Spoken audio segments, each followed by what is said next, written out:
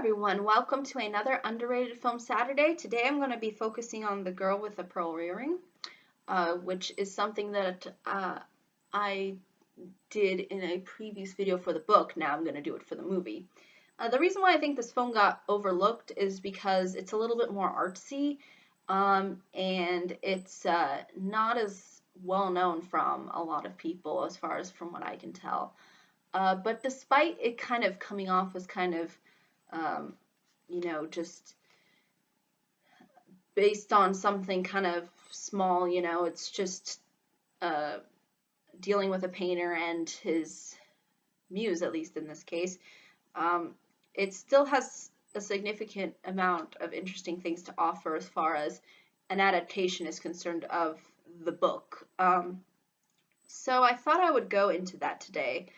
But again, I think a lot of the underrated factor comes from the fact that its subject matter may not grab people's attention as much as some other films. But from a book to film standpoint, it does capture sort of the essence of the story and how it's about this maid named Greet who ends up serving a painter named Vermeer and his family, and sort of the struggles that comes with doing that, especially since she is definitely from a different class and sort of a different world than Vermeer, and how eventually she ends up sort of becoming an integral part of Vermeer's work as far as painting is concerned. Now, as far as the acting is concerned, I think that's also something that really stands out. Scarlett Johansson plays Greet, and I was surprised by how well, at least from the standpoint of the character that she was playing, how she kind of grasped that fairly well.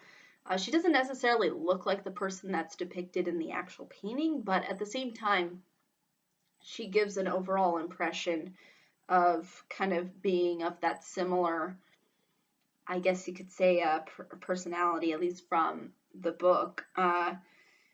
And they do kind of try to enhance that relationship between Vermeer and Greet and how they sort of relate to each other in a very kind of bizarre way.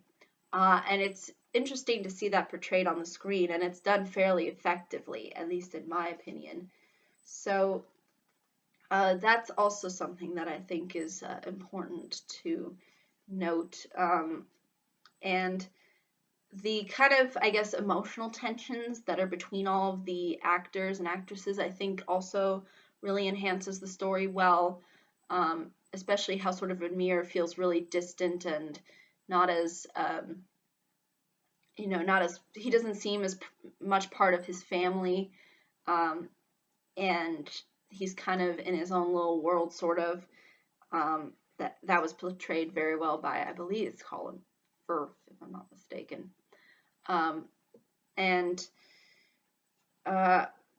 It's worthy, I think, definitely of viewing. It's not obviously a masterpiece by any stretch of the imagination, but for an adaptation of this particular book, I can't see it going any better than what it ultimately has to offer.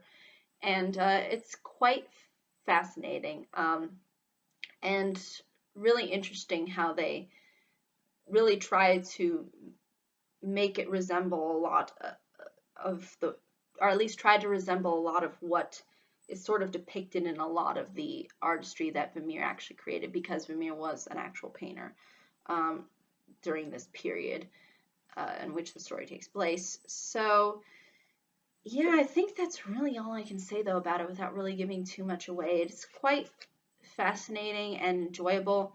It doesn't really spoil anything if you've already read the book. I mean, I would just base that off of your judgment, whether or not you'd rather read the book first and watch the movie, or watch the movie and then read the book, or whatnot. I don't think it's designed to be kind of like a spoiler book. It's just more about, here's how these sort of events kind of unfolded, and these are the people involved, and this is the artistry that comes from it.